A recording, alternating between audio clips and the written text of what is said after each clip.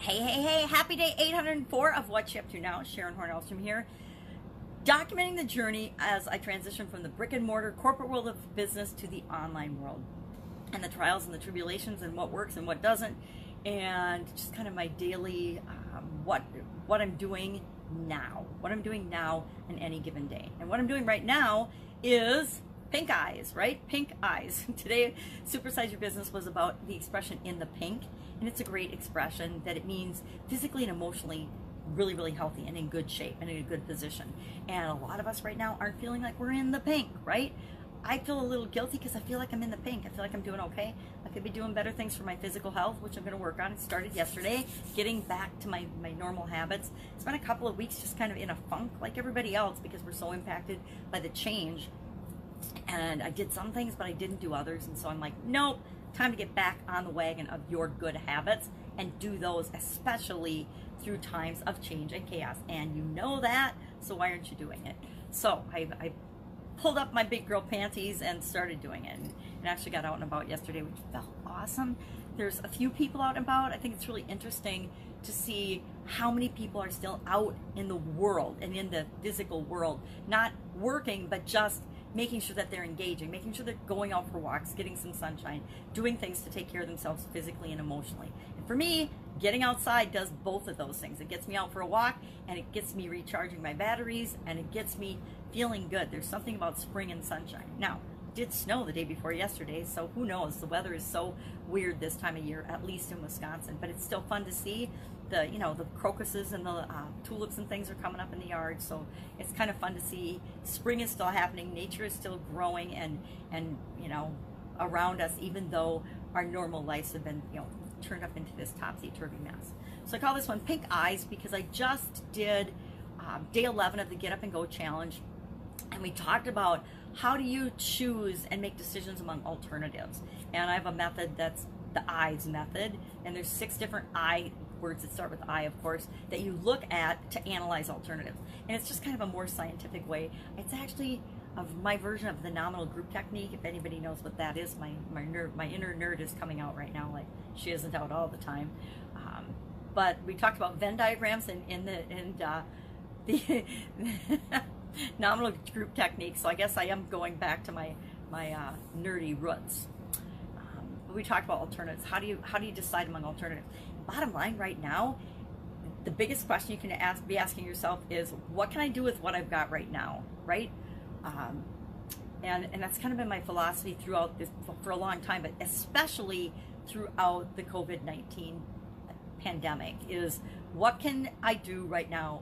What can I do with what I've got right now? My granddaughter and I, when we first knew we were going to be spending time together, we sat down and we brainstormed a list of what are the things we can do.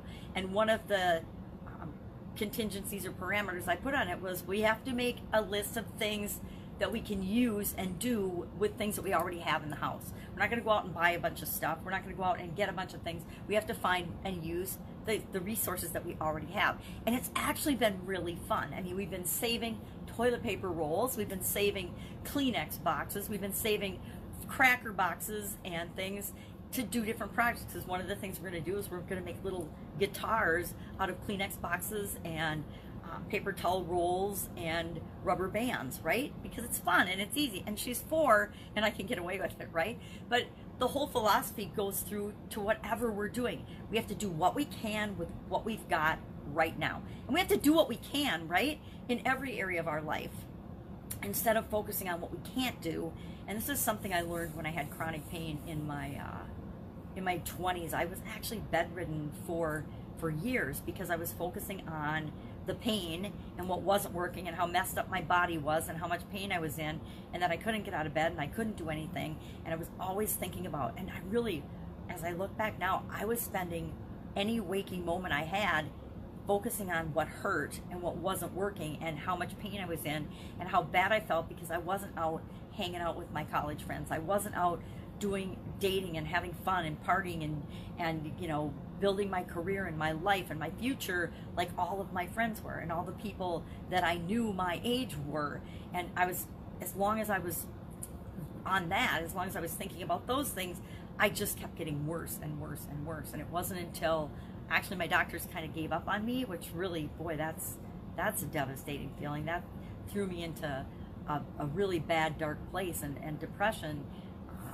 And then I don't even know what got me out of that. I think it was some things I had read and some things I had heard from probably Tony Robbins and from other motivational people that I'd been exposed to, my dad at that time, that got me to look at, and somehow I started paying attention to when I wasn't feeling pain. You know, all of a sudden there were times when I could get out of bed and I could go down and have breakfast with my parents, or I could do things. And instead of focusing on all the times I couldn't do the normal things to be normal, I started paying attention to and building upon the times that I could.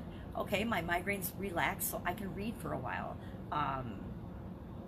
or whatever it was. But I started linking those times together and noticed that there were more and more of those times. And when my doctor said, hey, there's nothing we can do for you, I made some massive changes. I did some drastic things that I wouldn't necessarily recommend, but I went cold turkey on all the medications and things that they had me taking. And I was on a lot. Every anti-inflammatory, every steroids. I had so many steroids that they had me taking. And it was over like a 3-year period, which is super duper bad for you. And what really ended up happening, it was pretty harsh and pretty dramatic for my body. But I realized that part of the problems that I was having and experiencing were not only physical, but physical and mental side effects from all of the medications that I was on. Now, sometimes there's life-saving medications and we have to take them. I learned that about my metropolol with my ICD, which is an internal cardiac device. You got to take metropolol. You got to take a beta blocker, or it's bad. It shoots your blood pressure way up. And I, because of that experience, am pretty anti-drugs for myself. They're fine for other people. They're not okay for me. And so I learned that by putting those things together, by changing what I was focusing on and thinking on, I could expand the time that I was actually able to function. And within a pretty short order, even though my doctors had given up on me, I actually took back my life. I reclaimed my life and got going again. I finished college. I got the best job offer of anyone at the University of Minnesota at the time, men or women. And I went to work for one of the biggest corporations in the world. And so it was pretty amazing, that transformation. And it wasn't easy. I'm not going to say it was easy. It definitely wasn't easy. And there were ups and downs. I'm not going to say there weren't ups and downs, because there were. But I think that, and then some other major experiences I've had throughout my life, have prepared me for what we're going through right now. Do I like it? Frickin' A, no. Totally don't like it. Do I worry about and feel for so many people that are going through this for the first time, or having an actual crisis for the first time in their life? Absolutely. But I know the pain that they are going through, because I've been there, and I know with 100% certainty that they'll get through it, that they can get through it, as long as they know and they trust in themselves and believe that they can. Each and every one of us can get through this, no matter what our personal situation, as long as we choose to and believe that we can. I think I'm going to do a video later today about 6 or 7 things you can do.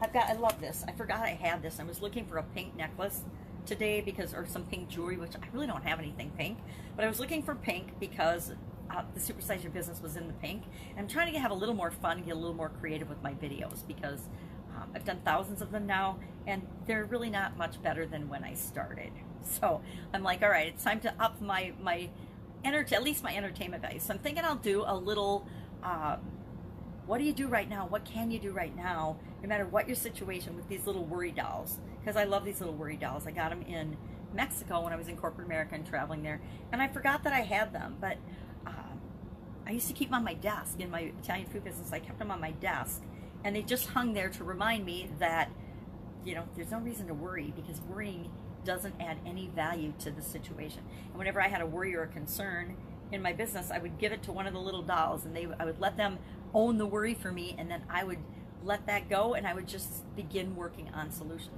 So I love these little worry dolls. So I'm thinking today I will do a live about what are 7 things you can do right now, no matter who you are and where you are, that you can do right now to make sure that you're not worrying and that you're going in the right direction during this time of crisis, and during any time of change, right?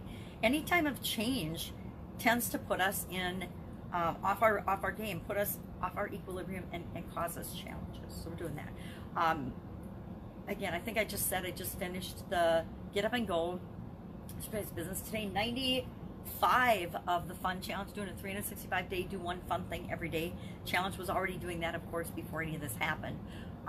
And they're not awesome fun things, but they're just little things. And guess what? When we do a little thing that makes us feel good, it encourages us to pick another thing that makes us feel good. So it might seem like a little thing or maybe a waste of time, or why are you bothering doing that? Guess what? If it only makes one person feel better today to do the fun challenge, then it's worthwhile. And guess what? That one person can be me. If it makes me feel better today, and I use that as my warm up my voice video every day, and it does just that. It gets me drinking a sip of coffee, saying hi to people. Hey, here's a fun thing. Have you thought about this? I'm like, I don't even know how to pronounce this person's name, but hey, they got a fun idea for us today. And sometimes they're silly, sometimes they're just draw something, sometimes they're inane, sometimes it's just share something you like or something you hate in the comments below. But it is a way to take our attention away from negative and just focus on something fun every day. So working on those. I'm also doing the Rise Up Challenge with Pete Vargas and the gang there. Really good challenge. I think it's amazing what you can do when you get, 60 people and a team of 35 people together, what you can create on a massive movement level than when you're just doing things on your own. So I'm really enjoying that challenge and having fun with it. And I'm actually doing it. Like, I'm actually listening to it live every day and actually doing the challenge right along with people. Just like I do the Get Up and Go challenge that I'm doing with people in my group. I actually teach the challenge, but then I actually go do the homework myself. Usually I have to create a worksheet or something on the fly, and then I actually use the worksheet, or I use the homework sheet myself before I even post it. And then I post it as an example to say, okay, this is how you can do it. Now, it's not necessarily the right way, but here's how I did it. Here's one example of how you can do it too. Because I want to be not just telling people what to do. I want to be showing them that I do it too. I use these strategies and these things that I'm teaching you and sharing with you because I've accumulated them over the last 50 years.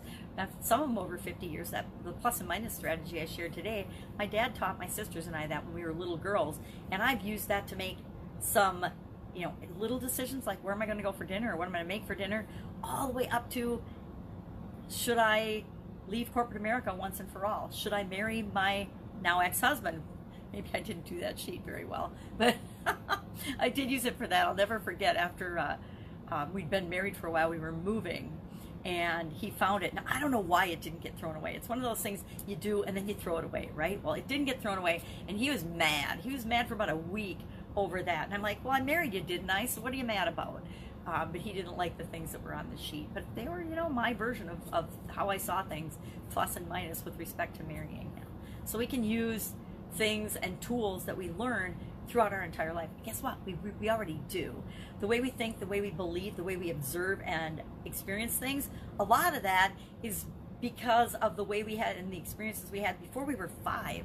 Just think about that. The way you respond, the way you react in different situations, even in emergencies, might be because of an experience you had before you were 5. That's pretty incredible to think, especially, most of us are over 5 now. Heck, I'm 11 times 5. So should I still be making decisions and reacting like a 5-year-old? Probably not. Or a 3-year-old, right? Probably not. That's it. That's all I've got today. If I can help you in any way, hit me up and ask in the comments below. If you want to join the Get Up and Go challenge, I highly recommend it. I'm not going to take the previous days away. The recordings are up there. It's there. It's going to be there. It'll be there forever because it's not just a challenge. It's a 30-day free challenge, but I just call it a challenge because you break down one thing a day that you're going to do and focus on to move you toward what you want. We're using it to get us through this crisis and to make sure we're better off, at least way better off than when we started April 1st to April 30th. But people and you can go through it anytime, whenever you're facing a change or challenge. My daughter's store was shut down and eliminated. Her business and her job, although she didn't lose her job, her entire team was fired and let go the week before the crisis shut everything down. And then a week into the crisis, she was let go. And she's we were talking about yesterday, she's still having a hard time with that because she got kind of a double whammy. I mean, her business was shut down, which just goes to prove and show us that these things are happening all the time. We're always experiencing challenges and difficulties and changes, right? Good and bad, in our estimation, all the time throughout our entire life. And how we respond to them is up to us, but we have the ability to respond to them no matter when they happen. Just so happens that millions and millions of people are experiencing and going through this at the same time. So never in history has there been this many people impacted at the same time by the same thing. And with that comes more challenges and more difficulty, but it also brings with it more opportunities and more ways to help and serve people. So that's it. Have an amazing day, and I'll, of course, be with you tomorrow.